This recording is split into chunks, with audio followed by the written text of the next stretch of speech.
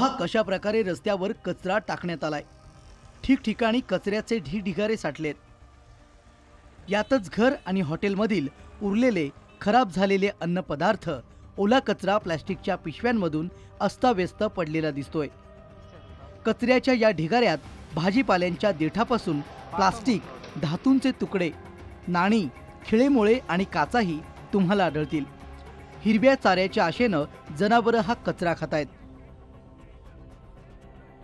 Plastic एकदा खाल्लं की हे प्लास्टिक एकतर ते विरघळत नाही किंवा ते प्लास्टिक डायजेस्ट होत नाही, म्हणजे त्याला पचन होत नाही आणि ते प्लास्टिक तसंच पोटामध्ये राहतं आणि ज्यावेळी जनावर रवंत करत राहते त्यावेळी हे प्लास्टिकचे गोळे हे पोटामध्ये तयार होतात आणि मग जनावराला ते जीवावर बेततं असं आपल्याला दिसून येतं।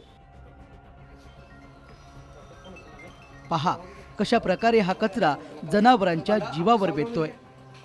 तुम्ही पाहत असलेले खिळे, नाणी आणि इतर कचरा कोल्हापूरमध्ये एका म्हशीच्या पोटातून काढण्यात आलाय।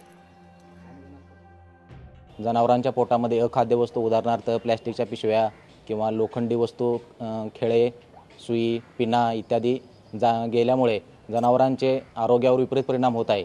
त्यामुळे जनावरांमधले दूध उत्पादन घटत आहे, त्याचप्रमाणे त्यांचे आरोग्य पण त्यांच्या प्राणावर पण ते बेतत आहे।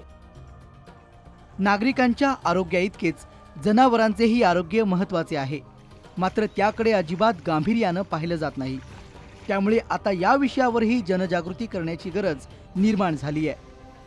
अमोल पांढरे, जय महाराष्ट्र, कोल्हापूर।